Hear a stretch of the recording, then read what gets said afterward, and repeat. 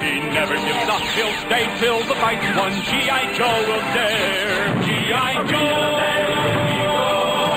G.I. Joe!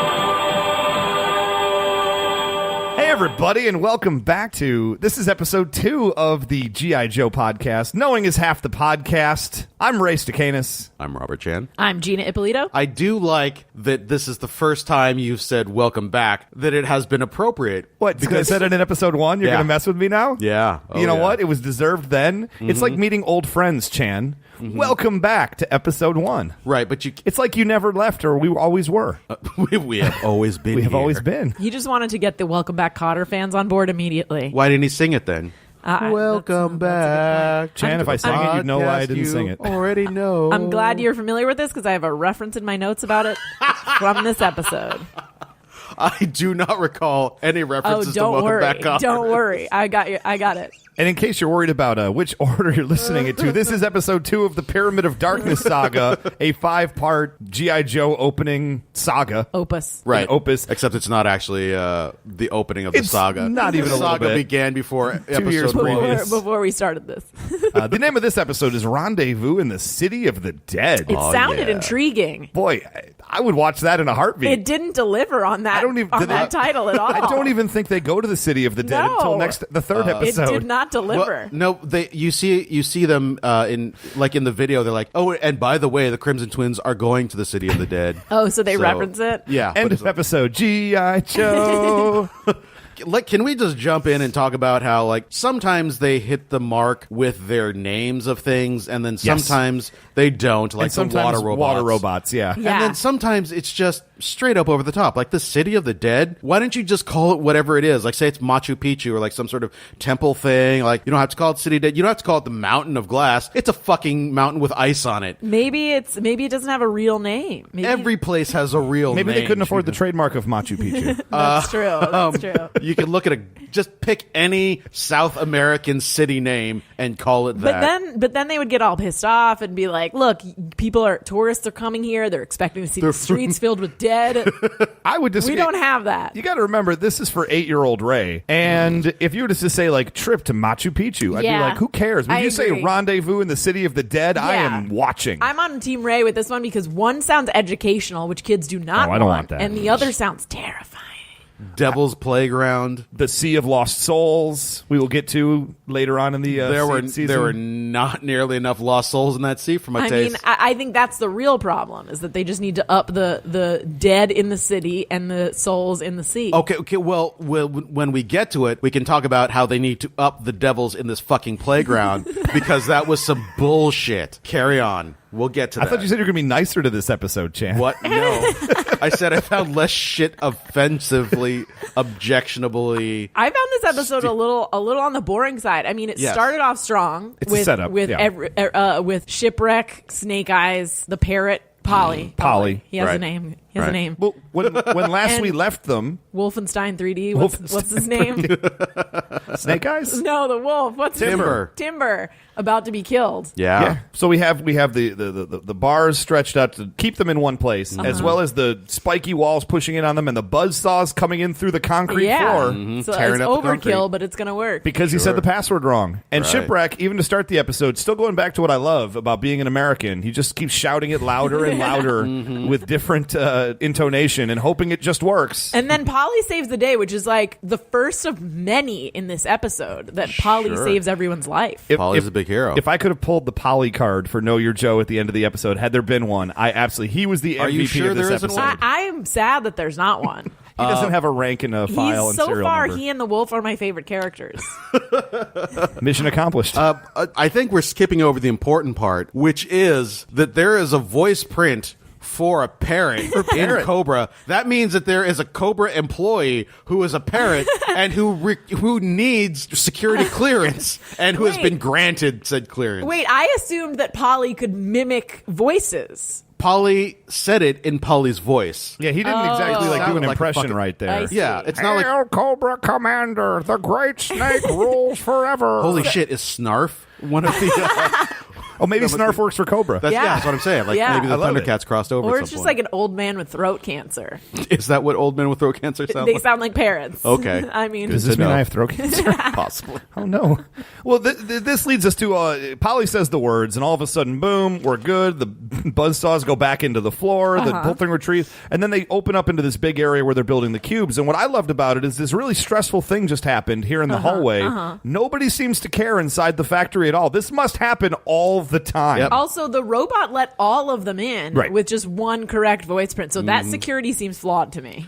It's a bad plan. Yeah. I guess the how's he Cobra gonna- Parrot is really high up in the chain of command. Oh, yeah. he has guest he passes. doesn't, he doesn't want to Guest question passes him. to the Cobra he doesn't site. want to question him. Well, otherwise, how are you going to get Snake Eyes in there? I really like the fact that, speaking of naming things properly, that they call the underlings snakelings. Love it. Like- who else would they be, Like right? anyone who's not a higher up, they call snakelings. Just the worker bees. Yeah, they're the red shirts of the G.I. Joe world. How do you get those people to work under those Oh, conditions? easy. Craigslist.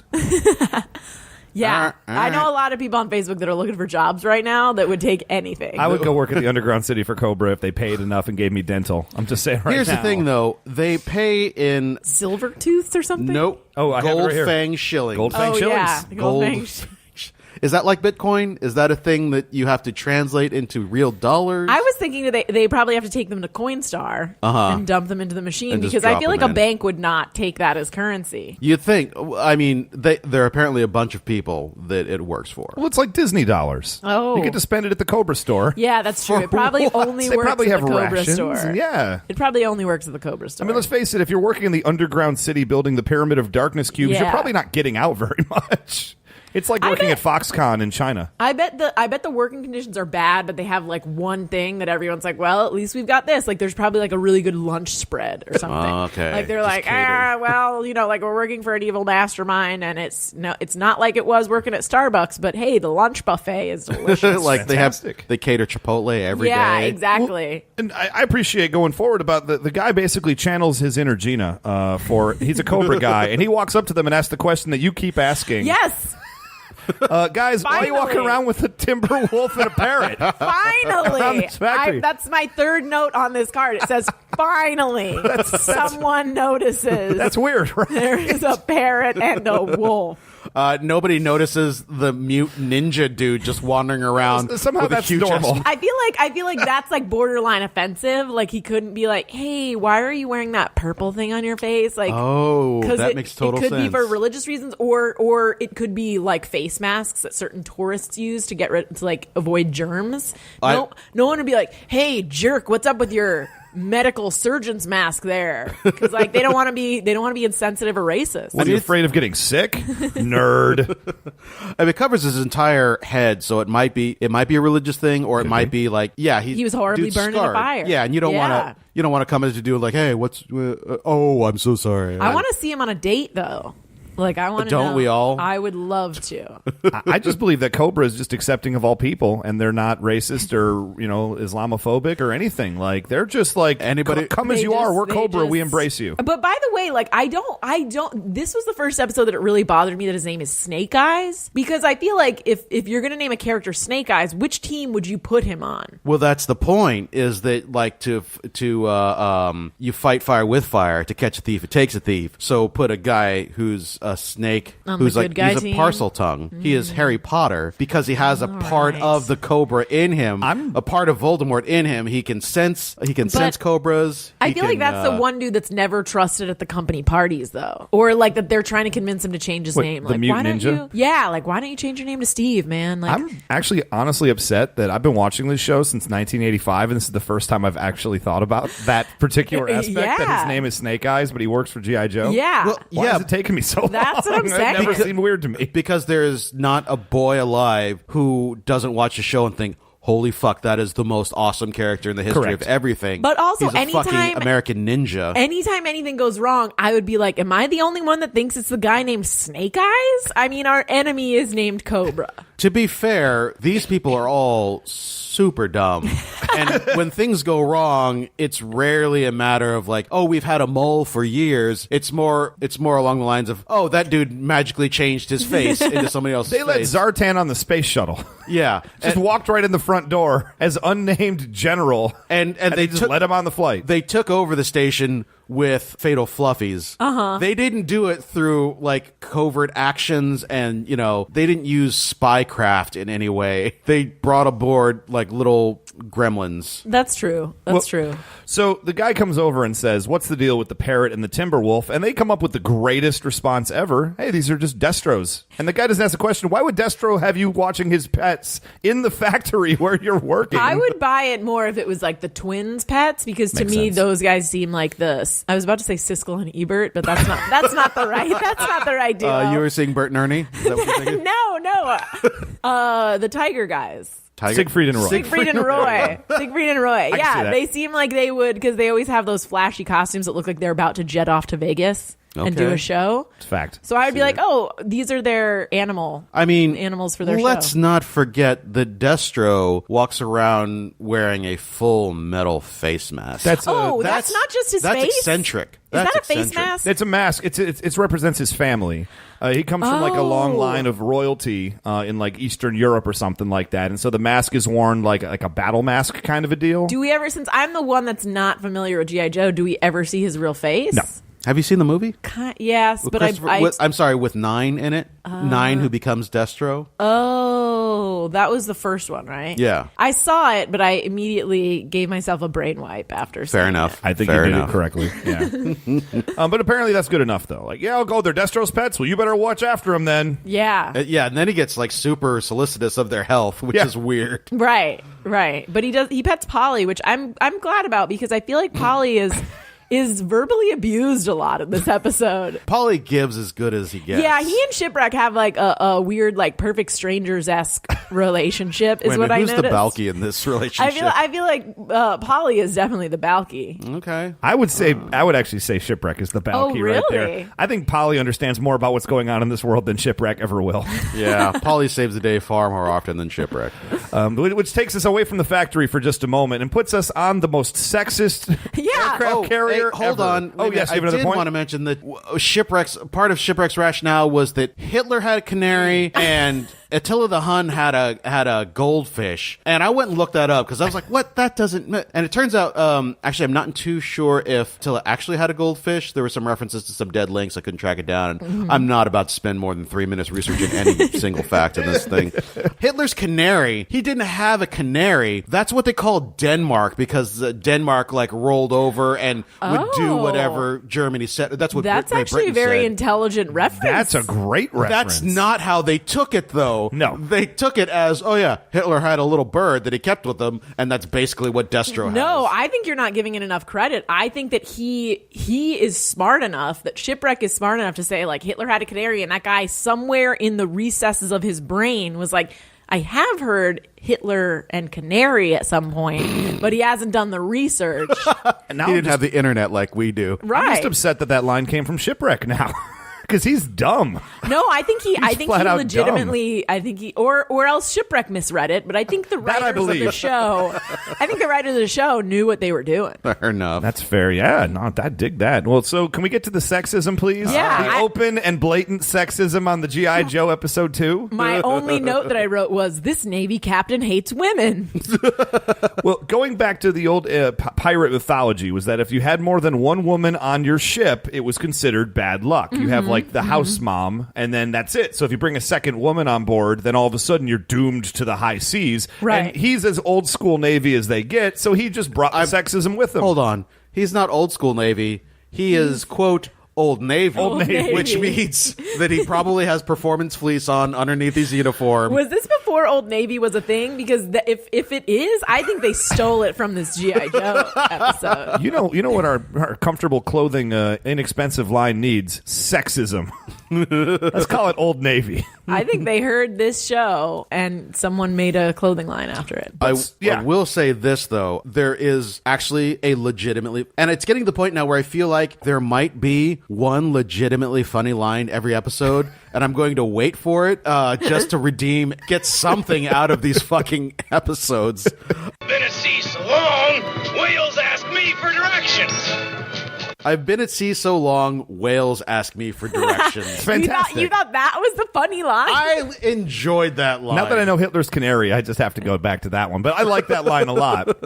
But Flint came to the defense of his woman, Lady J. They have a strange relationship. But when she was being like, why don't you stay behind? Wait, I don't think he came to her defense. He seemed willing to... At first. He seemed pretty... He was like, well, we do need to leave someone behind. We do need to leave someone behind on That's the ship. not her defense at all. That's him being like, I'll give in to this old sexist man. And she's like, go fuck yourself. I'm getting on the plane. Yeah, she says, I'm sure you'll pick the right man for the job. But That's the right. fact that he even entertained it for a second. I guess that's true, huh? Well, I'm trying to hope for Flint here. No, because then immediately after that, he says, she's not just a lady. Woman. She's my teammate. Boom. He should have said that immediately. To me, that was backpedaling. That was the old man saying, like, women, am I right? And him being like, yeah. Uh-oh, she just looked at me funny. I mean, shut up, you jerk. Like, he didn't really mean it. It was just once he realized he was in trouble, Sure. he backpedaled. As we know, he couldn't forget her if he tried. And he's been trying. You say that they have a weird They have relationship. I wrote down they just have some sort of weird like trolley relationship because They never bang? oh no, they bang all the time. Oh. I'm convinced they bang all the time, but it's just that during the thing he's negging her like the entire time it's going on, and she's like, "Oh, you Later on, you bum." she falls in pink mud. That's Yeah, a thing. I thought it was lava at first, and I didn't know what was going on. We will get to that. You're the one who brought it up, He Jan. says, pink is your color, and she says, don't laugh, you bum. You bum. You bum. I mean, clearly there is sexual tension there. This is the Mulder and Scully of 1984, and it shows that it was 10 years too early. They're still very awkward about it. And, Still works though. The dynamic works. They're tender with each other, but but you can't because it's a military But they're outfit. tough. So you gotta, They're tough at the Tender same yet time. tough. Yeah. So that's what that was. It was tough and then tender. Yeah. In equal parts. So He should just do what all other military men do when they have a crush on another military female and Rape her. Oh, Jesus. I'm pretty sure that's the later seasons where we start covering. all right. Good, good. Sexual Welcome back violence to in the Dark Shit military. with Gina. Here's your host, Gina. Jan knew exactly where I was going. I'm sorry to step on you. I just want. So let's go ahead and go back up to the space station Delta, because I don't Sure. want to dwell on that anymore.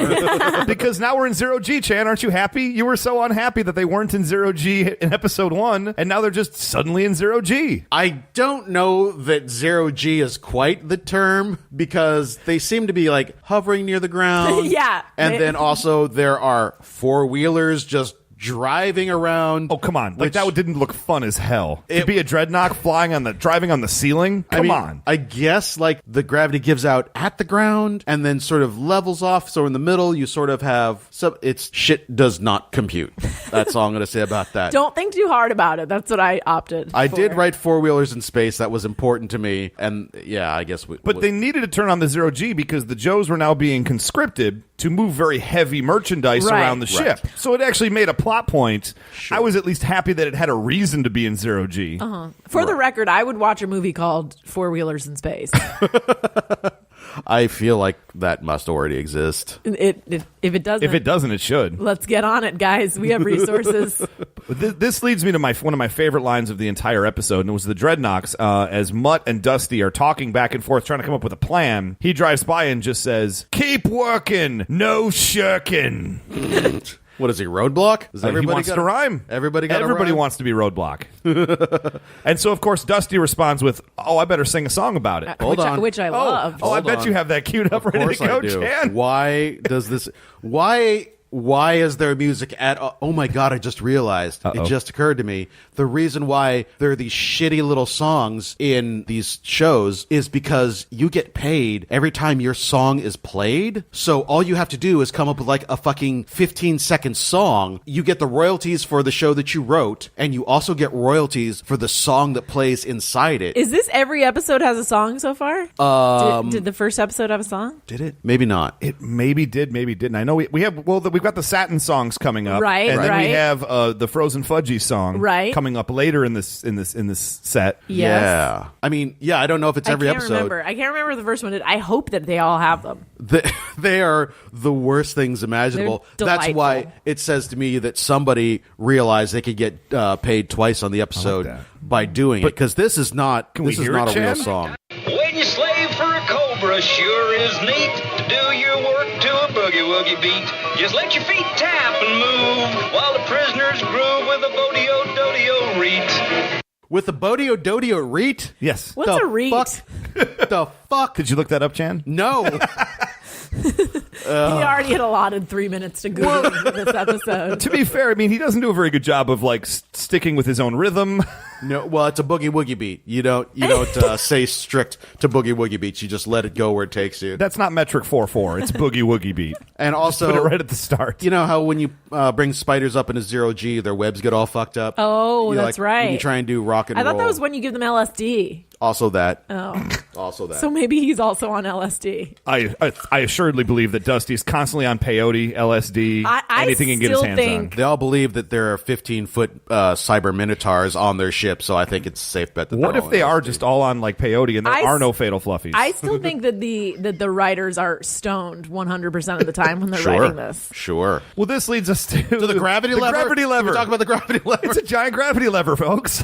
In the middle of the cargo bay? In the middle of the 'Cause cargo bay, that's where you put it. Look, have you guys ever been on a space shuttle? I'm going to say, honestly, no, I have not.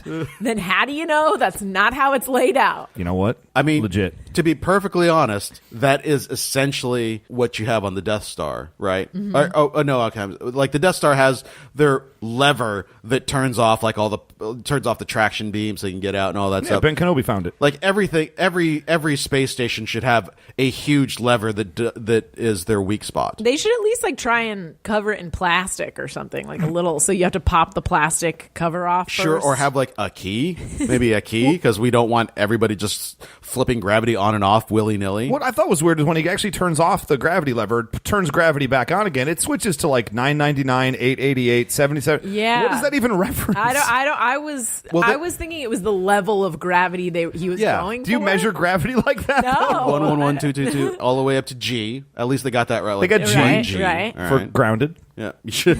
Right? Also, every time Garage? What is it? every time they kept turning it on, the same three people and the same box. Yep. Keep hitting the ground Yep. for some reason. That Those box are the got only things that fucked go up. up in the air. I was really bummed that they didn't at any point figure out how to turn the Fatal Fluffies back to their youthful form. No. Give it time, that's not till Gina. Later. Calm down. But I want it now. All right, Violet Beauregard. Slow your roll. So Dusty decides to jump down the chute. He times it absolutely perfectly and ends up in a room where Cobra Commander and Zartan are talking about their big plan, and they have Duke just in the room. Yeah, that I didn't get. Hanging Just out watching the holding plan. on to him. And Holding apparently on to they haven't noticed that gravity's been turning on and off this entire No. time. Which threw me for a little bit of a loop. Because as we established, he has to jump down a giant hole and then turn gravity back off again so he doesn't get crushed at the bottom. So it's on the same level as where Zartan is. So in theory, he's been talking to Cobra Commander this whole time and floating But and maybe coming that down. because they're in a separate room. Maybe that room has its own gravity. Like permagrav. Oh, there's Yeah. another gravity lever in that room. Yeah. You could just turn that It's off tinier. and then run away. It's a smaller lever. It's a teeny tiny lever. And I just thought that was weird that Zartan, maybe there's gravity going on. But you know what? If they have a separate gravity lever, makes sense now. Yeah. It holds up, everybody. And Zartan's done with Dusty's bullshit. Dusty comes in the room. I need gravity. Zartan's like, shut the fuck I up. can't take it anymore. I can't take it anymore. I like that his specialty is acting like a crazy person so no one takes him seriously.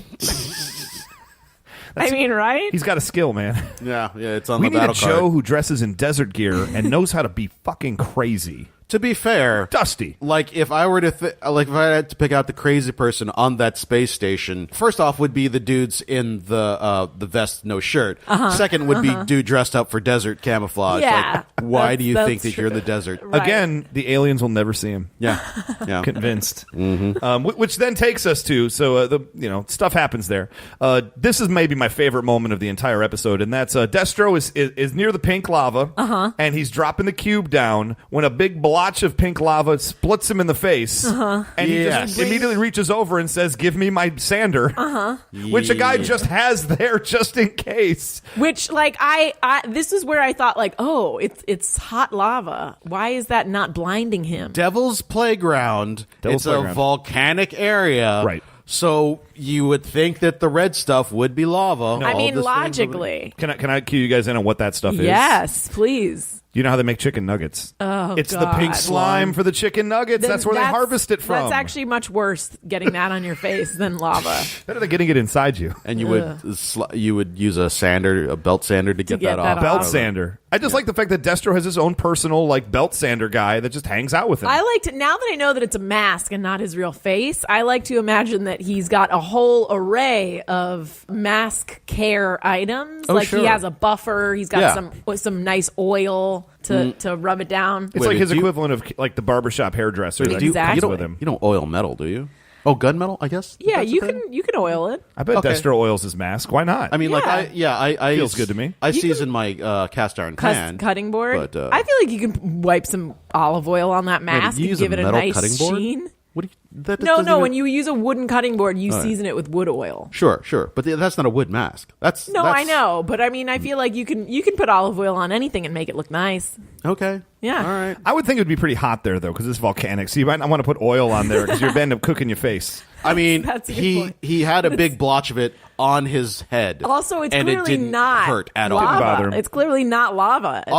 As we find out later. Yeah, when Lady J and Flit just land in it. They land in it. And then I actually feel like it, because then I thought, like, is this some sort of gross, like, placental fluid that's coming out? Because, like, haven't my you ever, God. would you think placenta? Because haven't you ever seen? There's No. some movie Oh, where dear. it's pink, where it's like Where placenta is pink? No, it's like womb juice is pink. Womb juice. Oh, maybe it's home movies? like Frankenstein or something. When he's like trying to make Frankenstein, he's got a whole tub of. You mean I want to think of the implications of them falling in womb juice. What are you? Wait a minute. Are you thinking of the Matrix? Is that juice isn't pink? Is it? I feel like it is. Oh, maybe it's the Matrix. Like when he opens look up the at me. pod and Keanu Reeves comes out, he's like, "Whoa." Yeah, I thought that was like KY jelly colored. What color is KY jelly? Clear. It's like clear. Yeah, but oh boy. You know what? This is Well, we've lost the show, everybody. I'm telling you, Google pink womb juice or pink placental I will fluid not be Googling pink womb juice. and figure out what movie it's from. not even if I had some of my 3 minutes left. Put it in the comments. Put it in the comments, people listening, because we need to Jesus. know. Oh, my gracious. Oh, like that guess is any better than anything you guys have come up with. I'm pretty sure that it's not Afterbirth that is covering this entire volcanic devil's Entire playground. lake of womb juice. What is happening? It's Earth after birth. Oh, is It's that After Earth with Will Smith. after birth? But the Earth part of it is spelled EART. We should move on. So let's just go ahead and move on. Shipwreck. I'm just going to move past that scene because I don't want to think about the womb juice anymore. Shipwreck has found a laser disc, everybody, and it's got all the plans for all the cubes on it. Yep. And I think the most embarrassing thing happens to a Cobra soldier in this, in that the two guys come in with their guns and say, "Stop right there. We're on to your game." And then Polly kicks the shit out of him. Wait, is this before or after Polly says up his nose with a fire hose? It'll be after that, yeah, because he almost blows their cover. Because and that's the Welcome Back Kotter reference that I was referencing. Because John Travolta always says up his nose with a rubber hose. So I think Polly has been watching some old 70s TV shows at this point. Which at the time wasn't that old. Right. Yeah, it was probably still on the air, actually. Oh, assuredly in 1985. I'm going to look for future episode evidence that Polly is a big Welcome Back Kotter fan. Fan theory, Or 101. maybe just a Travolta fan. Like he likes all Travolta. Maybe he's a some grease Scientologist. lines or- Oh. Like maybe he's just a Gabe Kaplan fan. Oh, yeah. We just That's keep an eye out. possible. Who Figure isn't out. a Gabe Kaplan fan? Nobody that Start I care there. to know. And so there's a big fight that happens. Polly kicks the shit out of this dude, which just blew my mind. Like, how are you going to be a Cobra soldier Yeah. with a gun and you get beat by a parrot? Also, the wolf bit one of the soldiers on the inner thigh, Oh. which is like the worst place. Wow. I'm Well, he just knows thinking about it. He's battle trained. He knows. Yeah, what he those- goes right for the inner. It was like 2 inches below his balls. and he was like, "Ow, ow, ow!" Yeah. And then he gets punched out by Snake Eyes. Yeah. And then Shipwreck, with one of his patented great one-liners, they need to get out of there. So he just goes, "Speaking of going, We're gone. It's maybe the most literal quote. This is another time in the writer's room where they had just put out a spread of food, and some guy was like, no, guys, wait. What's finish this sentence for me. Speaking of going, I don't know, man. Just say we're gone. All right. Fuck it. Put it down. Stoned guys waiting for lunch. That's my impression of this writer's room. Like, I need some bagel and lox. Let's go. The wit and wisdom of shipwreck. Why does my question is why is there a hand car? No, I'll get to that later. Why do they always need to scream Cobra? Like they'll be having a normal conversation. Like, all right, so first we're going to go to the store because I need some butter, and then we're going to go to Cobra headquarters. Let me answer it by simply saying this: Hail Hydra.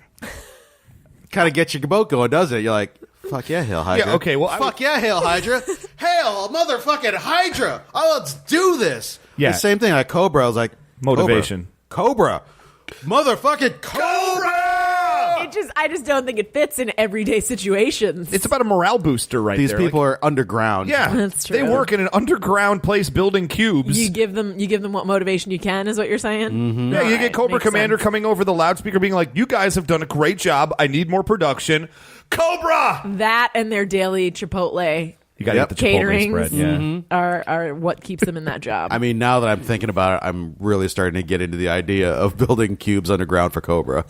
And I believe at the Cobra Commissary, they do not charge extra for guac. No. yeah, I'll put no that out way. there. Yeah. There's no Especially way. this was the 80s anyway. They didn't charge extra for stuff until though, to be recently. fair, I don't think guacamole had quite become the cultural institution it is now, That's so it would have been true. a rarity. Until the folks of the Cobra Commissary brought it out to the rest of the world. Also, look, they've got Cobra. jetpacks. If they have jetpacks, they can have guacamole. Like, they're so far advanced technically, technologically, culinarily. Right, Like, exactly. they had sriracha like fucking decades before the rest of us. Yeah. Oh, rooster sauce. Yes, rooster sauce. I will not call it the other thing. What, you're not going to call it cock I sauce? will not call it cock I don't sauce. understand. I never called it cock sauce. You seem like exactly the sort of person that would have called it cock sauce and giggled every time. And I never had heard that term before. You told me earlier today. Off topic. Anyway, going back to the space station. I have just an honest question right here. This is the scene where Mutt and Dusty like jump the cables because he's a Yes. refrigerator Yes, repairman. I had that too. I don't have a question. I just ignored the entire fucking scene. It made no sense. None of it. There's like twice as many Fluffies as there are Joes, and yet somehow these two Joes just get to hang out in the hallway fucking with electronics and nobody notices. Look, I when was just someone done comes with to this your entire- apartment to repair something, so Dusty used to repair refrigerators. That's right. You ignore that human being until they leave. Yeah, but if you're a slave driver and your slaves are in the field and two of them go off to go do something at the farmhouse, you don't just let them go and ignore them. I think that is the world we live in. Blue collar workers get no respect. Thank you. And everyone just likes to pretend they don't exist. They literally have whips.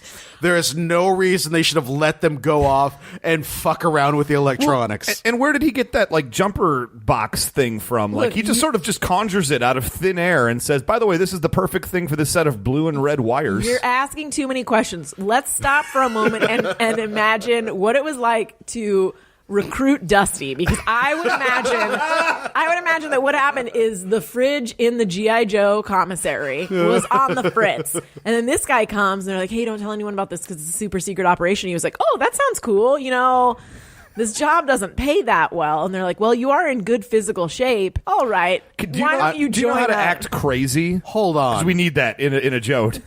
I'm going to say that there aren't many jobs that pay better than a refrigerator technician, so I find your premise flawed from the get-go. Okay. I just believe That's he was like there. I believe he was there to repair a refrigerator. A Cobra guy showed up. He punched him in the face, and they said, "You're in." Yeah. That makes sense. Okay. I mean, to me, I'm that's on board G.I. with that. Joe 101. I'm on board with that. And I will say right now, I don't know much about electronics, but I'm pretty sure that whatever they did wasn't it. Oh, you're saying that blue and yellow beams that just go along the wall aren't normal? Well, then because he cuts it, and then there's wires inside of it, which means that glow. I don't know where that glow is coming from. It's just a normal like wire panel. Once again, I am going to ask, have either of you ever been on a space station? No. You're going to get me with that every single time. Leave the space stationing to the space stationers. And leave America for the Americans. And leave science for the scientists. Thank you. You mean like the Pope? Yep. Okay. He was a chemist. He was. So this just led me to my thing, though, because they whip the Fatal Fluffy with the electric wire, and then he turns around and thinks the other Fatal Fluffy whipped him, in which they start fighting, at which point the Dreadnoks start rolling around, and there's a huge brawl that happens. And I guess my biggest question of this scene is, who's dumber, a Dreadnok or a Fatal Fluffy? If you had something important you needed to, if you had a dog that needed to be fed for a week, do you ask a Dreadnok to do it or a Fatal Fluffy? I would ask a Dreadnok because I would be afraid the Fatal Fluffy. I can't talk anymore. The Fatal Fluffies would eat the dog. Okay. I'm afraid the Dreadnoks would eat the dog. I'm afraid the Dreadnoks would drive their four-wheeler over them. Just in the house, just driving up the walls for no good reason. I will say that when he whipped that one Fatal Fluffy with the electricity, that was when I go, oh, please let this be the thing that turns them back into the babies. It's not happening yet. I thought maybe it was electricity, and all of a sudden he was going to turn into a little cute little goober. Gina, don't you know that if you whip someone with electrical live wire, they will lose their memory of the last 15 seconds? That's how science works. He won't even remember his name after that jolt. Which raises the point, do they have names? They must. Who named that one's them? name Did was they Fred. name themselves? No, I'm pretty sure his name was Toby. Oh, that's a very good reference, Chan. Boom, yeah, 70s TV like a motherfucker. That's look what at people you. come Guys, to in these case you didn't podcasts get it, that for. was a Roots reference. LeVar Burton, everybody. I thought you meant Questlove. My bad. That was my mistake. It's all good. Yeah, So let's get off the space station because I don't want to think about those electronics anroanymore. And we just get this kind of unnecessary setup for the third episode because we need a reason why it's the rendezvous in the city of the dead. So here's a scene where Roadblock sets up Recondo and Airtight and says, hey guys, let's go to the city of the dead. And then he starts a big old rhyme because he starts a limerick and gets 3 rhymes in and then completely changes it. And he just jacks it up. He constantly does that. There's got to be retaliation or we have to fight the nation. So if we boom, we can zoom. It's wait a minute. I feel like I come up with a fourth Asian. I feel like I must have blacked out during this scene because I have no memory of it. It's the least important scene. It only is there to have a title for this episode and tell us where we're going next episode. I did have an issue with the specific scene because it was hey, what's up with doing the math, faggot? He's rechecking computations for their fuel usage, which means he's trying to keep them from not crashing in the fucking Andes. Oh, right. And he's like, hey, stop doing your dumb nerd stuff. I before remember the plane. this I'm scene. like, Jesus Christ, Well, Roadblock. okay. I remember this scene. I am not familiar with these characters. Yes, but sure. Does the one dude have weed leaves on his helmet, and is he constantly stoned? He's constant. This is my question I was going to ask. Is Recondo constantly stoned? Yes. I looked it up because I was concerned that it was racist because it looked he looked kind of Hispanic. So I was like, holy shit, are they going with the Mexicans are lazy thing? It turns out he's from Ohio or something like that. So it's probably Are not that. Ohioans lazy? But Yes. yeah, they do make reference to him always having a Zen attitude, which I believe in the 80s was code for weed smoker. Well, now in a lot of G.I. anyway, Joe. hold on Oh, a you got the thing for me? 9.2 times 5.0. You, button your lip and fly this ship. And you, on your toes or I'll mash your nose. You two dingbats never headed a mission before. Well, that's why Admiral Ledger put me in charge. So shape up now, or this goes pow. Shape up now, Or this goes pow. He's shaking his fist in case you couldn't get. Guys, what's 9.2 times 5.0? Because I wrote it down. Because I actually had to think about it. 46. It's 46. Yeah. That's the computation he was struggling with. Airtight the nerd.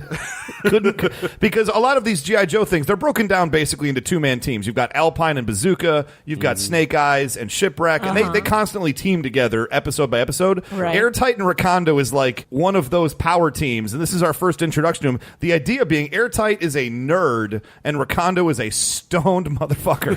I feel like because Airtight needs some maybe ADD meds or something. Or He's she just needs to smoke out. He has to calm down. ADHD, yeah. So that's why Assuredly. they paired them together because they were like, oh man, this one guy is super stoned, this other guy is super hyped. Let's pair them together and see if maybe they'll share their drugs with each other. I think you just explained the subconscious reason why Airtight was always one of my favorite characters in the show, because I identified with him as a child of ADHD in the 80s. That's very exciting. But I would like to say, shame on you, Chan. That speech from Roadblock was motivating. Was it? It was, or this goes pow. I will beat you into a pulp if you don't do your job. If I was actually a soldier, I would respond like, excuse me, I respond better to positive reinforcement than negative reinforcement. So thank you very much, but no thank you. Why don't you find the right man for the job of Roadblock? Wow.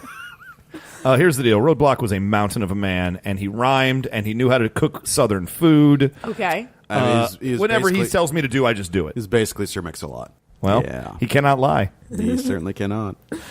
So that completely unnecessary and frivolous scene, only to introduce those characters, leads us to maybe the most surreal scene of the entire episode. Mm-hmm. I have to believe Indiana Jones and the Temple of Doom had come out kind of sometime around this, either right before, right after, right around, because we get the minecar scene, everybody. Oh, right. Because for some reason there is a human-powered hand car on the tracks. As there would be. Which also had a motor in it, just, because they're not low-tech or anything like that. But the motor only works for 30 seconds at a time before smoking out exploding. Well, that's because it was left over from when they were first building the tunnels before the technology improved. You got to have a pump wagon. Like, that's just classic literature right there, isn't it? This is also like the third or fourth time in the episode that Polly saves the day, by the way. Polly kicks another dude's ass on the car. I think he is the MVP of this episode, and all he is getting is straight sass. The most valuable parrot? Yep. Yes, wow. Should have a mug made. I just like Polly body count on this episode because he kills, straight up murders like 3 people. I like how much he sasses and is sassed back, because at one point they're going to die and he goes, "Save Polly, guys! I'll join Cobra." I like his sass. So are both Polly and Shipwreck full-on flaming homosexuals? Oh, Shipwreck gets all the ladies, sir. We've argued about this before. Gung Ho, I have no doubt in my mind, is 100% gay. Well, no, but Shipwreck is a ladies' man. I feel like Polly's getting the stereotypically parrot gay. pussy. I don't know that's a... I mean, they lay eggs, right? There's not a lot I mean, there's got to be something I have in no there. response to that whatsoever. So I'm going to pull it back to Shipwreck needs to do something. So he's like, Timber, take the pump wagon. Right, and then he stands up on his hind legs and Sure. starts using his 2 front paws. knows how to do it. like a dog does. And then Shipwreck's about to fall overboard. Timber's like, not And- pumping, grab him. Yep. Yeah. MVT? MVW. Yeah. Most valuable wolf? Yeah. Yeah. And so they, the Cobra guys are chasing after them at this point as their angry mob forms and thrust their hands in the air at the back of the cave. Rabble, rabble, rabble, In rabble, rabble, maybe rabble. the best animated sequence of all time. They grab 2 track reptiles, which are giant dicks, right? Wait, Am I what? the only one thinking that like the Cobra head looks like the head of a penis, and that the 2 Wait, was there a name for that that thing? they could get the track reptiles? I missed that. Wow. And they Did they basically sell those as toys? No. Oh. Much like the water robots, one time only use. Oh, why didn't they have... Dude, Because they were giant dicks. no, if they could have had that's not a problem in the 80s. That's true. We ignore Everything any... looked like penises in the 80s. Yeah, there's so much latent homosexuality that just got ignored. But also, like, G.I. Joe toys on train tracks, combining 2 great toy franchises. Yeah. It's like that a would Reese's have been- peanut butter cup of entertainment. Yeah. Oh, hells yeah. I've been all over that. So, Copyright. copyright, we got that. Maybe they TM. Maybe they didn't do it because the Joes never had any awesome trains. It was only the Cobras. Yeah. Cobra's got the cool vehicles, man. So they offer him 10,000 gold fang shillings, as we've discussed earlier. My question about that, Yeah. how much is that worth in U.S. dollars? I would say about $1,000 US $1,000. That's not really a great bonus. But it's still like you don't really have to do that much work. You're already chasing them. already trying to you kill just them. have to be the first one that touches them. Is this a game of tag? Is that what I we're doing? mean, I think it's like Touch it's football? along the same lines. Okay, that makes sense. Although I think that those 2 guys died since they had rocket packs on their back. Oh, yeah. Like I said, Polly straight up murders that guy. Yeah, I think they both end up getting killed. They drive away in the pump wagon. There's just his lifeless body slumped in the corner. Like, Polly, you devil. So Shipwreck shoots the rigging out from the above grading system. Yeah. The steel beams, rides it up to an exit, and they pop up into Enterprise City. They pop up into a toilet. A toilet. From a sewer to a toilet. They clearly hate. Look at those people at bars. They're classist right Oh now. my God. There's so much classism in this they're episode. listening to music? Disgusting. They have crazy colored hair. Oh, the worst. There's some street artists in there. Honestly, it looked like the neighborhoods of every one of my friends.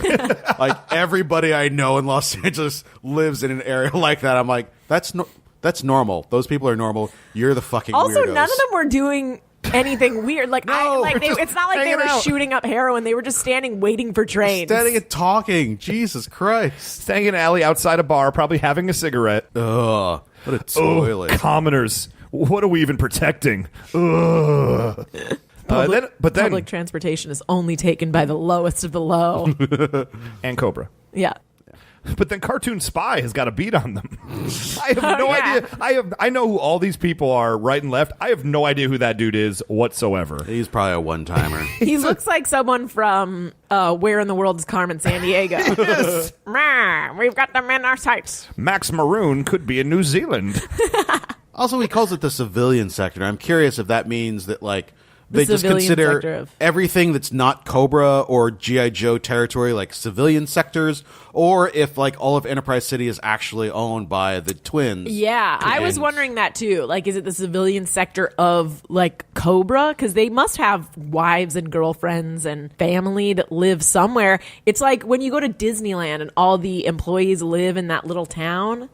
No, I did not know about this. Oh, yeah. They have a town with all the Disney employees, and they have, like, a code of conduct for the town. They It's go like Stepford home. Wives. Like the Yeah. old Manhattan Project, where, like, their families were in a place because they had to keep it top secret. And Well, it's like because a lot of them that work there are students who are doing some sort of Disney program, so they give them free housing in a Disney town. Like, hold the Disney fuck town. up, because this is sounding way more like Scientology than I'd ever had any inkling of. Are you saying that Disney is like a cult? Because all of the words that are coming out of your mouth, But it's a fun cult because It's the everyone happiest likes place on Disney. earth. every cult is fun at the beginning. But they do have, like, you're not allowed to, like, do drugs in the town, and, like, That sounds you're like a not cult. allowed to, like, And cut yourself off from your family. Mm-hmm. Also, you're worthless and only find value in Disney. Hold on to these cans, and I'm going to tell you how much Disney energy you have in you. I'm going to research this. because Research it. That is I had a friend in disturbing to me. college who went. He loved it. Really? He Is loved the clean town, the clean, wholesome town of Disney. Does he still work for Disney? This was in college, so he might very well, but he took a semester off to, like, or did a semester studying with Disney, whatever you do. And now he's like a And now he's a robot. The He's a last time I level saw him, 3 he had been lobotomized. He's a level 3 Gaston. Yep. He's now in the Hall of Presidents animatronic. He's Jefferson. Very exciting.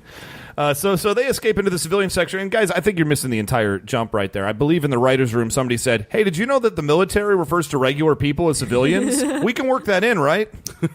Our deep knowledge Show of our military knowledge. protocol. The one guy they hired to consult, that was his job this week. The military consultant? Yeah. They're called civilians. I don't know if you can use that. There it is. Ooh, sandwiches. Which gets us to the final scene. Lady J and Flint have their planes have been shot out of the air. They jump out of their helicopter or the planes. They parachute down and somehow land on the ground and start running as the planes are crashing behind them. Sure. That's the fastest Yeah. parachute drop in the history of humanity. I mean, they Or know the how to do slowest it. plane drop. That's true. And they're all excited. Like, the plane's crashing behind them. They're just like, yo, Joe, we got him. Like, no concern for the taxpayer.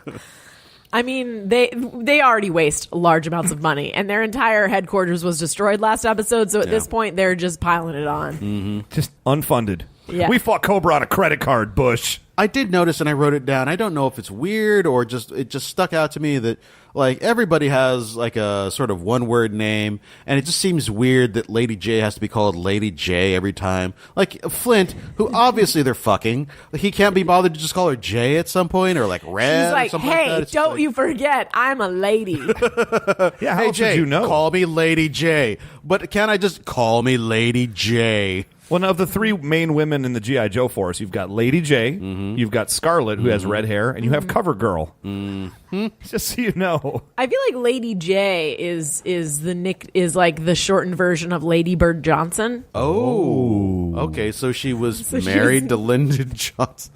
And what, just rejuvenated somehow? Yeah, Or- yes. okay. This is Lyndon Johnson's wife. She went to the Insurrection Reincarnated. Planet from Star Trek. Right. Got done up. So Lady J comes up with the absolute worst plan of attack, maybe Why would ever. Destro's got the cubes down there. She's like, hey, we've got this position. We've got an aim on him. I'm just going to wildly throw a spear in his general direction. Wait, it was pretty badass though because it was an exploding spear. Her aim was pretty good. I don't think she wanted to kill him. Well, she missed him completely, and he just rolled out of the way and immediately opened fire on them. Well, I think she was just like I would think she was trying to maybe stun him or wound him. Or just break up the whole cube settling issue. Yeah. But he wasn't even like, he didn't even know they were there. They could have snuck up behind him and just like punched him a couple of times, But then right? she wouldn't have gotten to use her new toys. Okay, fair enough. Yeah. So Destro shoots them down, and I just wrote down here because I couldn't help myself. Lady J and Flint fall into the goo. Does that mean it's 2 in the pink? Oh yeah. Thanks, everybody. Oh yeah. Good night. But my womb juice discussion made you uncomfortable. Disappointing. Somehow. All of you people. I quit this podcast. I'm disappointing myself right now. So they're in it. It seems fine. Like they're just sort of treading water, treading womb juice, Treading lava. And then Lady J immediately like loses her shit. Flint, you've got to help me. Man, Flint! I was Oh my very, God! very disappointed at this part. The first sign of any kind of pushback, and Lady J loses her shit and needs Flint to help her. Right. I mean, once the hair gets wet, it's all over. And then they succumb. They fall into the And they I go into think pink. that rest they're of all going time. to emerge looking youthful with tightened skin. It's like the placenta facials that they give to ladies. I mean, yeah. This Is is that a thing? Yeah. Oh no! this is a volcanic spa is what this is. Yeah.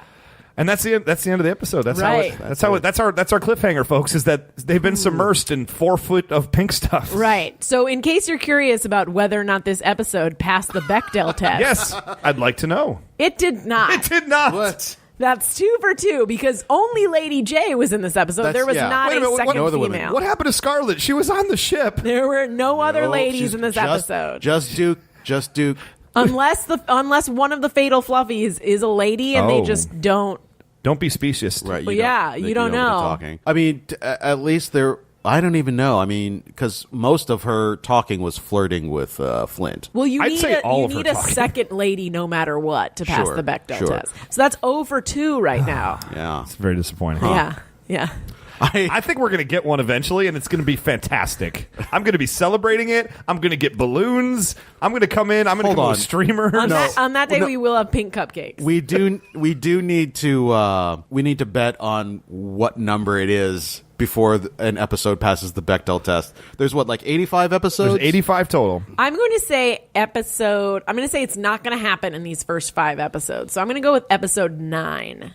Okay. I actually, there's one specific episode I remember, but I have no idea where it fits in the series, and I swear to God, my memory says it's going to pass the Bechdel test. Okay. So I don't remember where it is in the series. I'm going to say it happens around its first season, around episode 45, when they started running out of ideas. Oh, that I episode gave comes them straight a from lot that more credit than thing. you did. See, I give them no credit at all. I was thinking at first that we would have to wait until the later seasons when we actually get CoverGirl, and Right. there are 3 Joes, female Joes, and maybe accidentally some of them will end up on a thing together. But also I remember that one episode we watched randomly where they traveled back in time to Greece. Yes. I'm like, okay, I don't recall at this. some point, yeah, neither did I. It's batshit insane. It was. I'll just pull back the curtain. That was the tester to show an episode of Chan to see if he could handle it. I barely was. He barely keeping my hung shit together. I feel like there's going to be an episode where there's a civilian and Yeah. one of them talks to the lady. So I feel like it's going to be, I was originally going to say something like 60 something, but I think I'm going to go with 22. Oh, And I remember- I'm lowballing it on this one. definitely. Zartan has a sister named Zorana who appears in, I believe, season 2, and there could be a chance her and the Baroness have some sort of like classist conversation that happens. So it could be the bad guys. I think who that make it's us going get to there. be the Baroness and Lady J doing some trash talking. Okay, but they can't be talking about their men. Right, but I think it'll be like you got nothing and so, Good enough. Okay. to that extent. Yeah, I like it. That's solid. These are all solid guesses. We'll see. I guess we'll see. But that's gonna. So the next episode is episode 3. We're finally gonna get to the City of the Dead, so we can rendezvous there. But this next episode isn't called the it City will of not be called that at all. No, They call it like Fred 62. That's what they would. it'll be called Getting Ready for Frozen Fudgies in episode 4. Oh, gracious. But that's going to end the episode right here. So check out the mini episode that's going to be coming up next, which is going to talk about Know Your Joe. Because you got to know your Joes, everybody. You got to learn who these people are. There's 10,000 of them. I still don't know any of them. Got to learn them all. I think you've got general ideas, though. I know. You see somebody, you're like, this one's stupid. I know their physical descriptions. In any case, let's do some contact information here, everybody. Of course, you can check us out. We're knowingishalfthepodcast at gmail.com, or check us out facebook.com/knowingishalfthepodcast or knowingishalfthepodcast.com. As well as check us out individually on Twitter, because I'm at Almighty Ray. I'm at 999 RPMs. And I'm at Gina Ippy. Also, I have a podcast called The Science Jerks. You sure So look do. for that. Yep. And I also have one called Raisin Brent, the Raisin Brent Sports Comedy Podcast. So if you want to get even more masculine than G.I. Joe and talk about sports ball, you should come on and join that as well. Gina, what would you like to plug? My butt. I can help you with that. I have an array. AdamandEve.com is always up on my. Can we get sponsored by Adam and Eve? Is that I a thing? sure hope so at Do they this do it point, anymore? because we've just done them a solid. Mixing sex toys and cartoons since 2015. I'm pretty sure that the Venn diagram of that is not too far off either. I'm not going to lie. That's our jump off point. We're not beating that. So good night, everybody.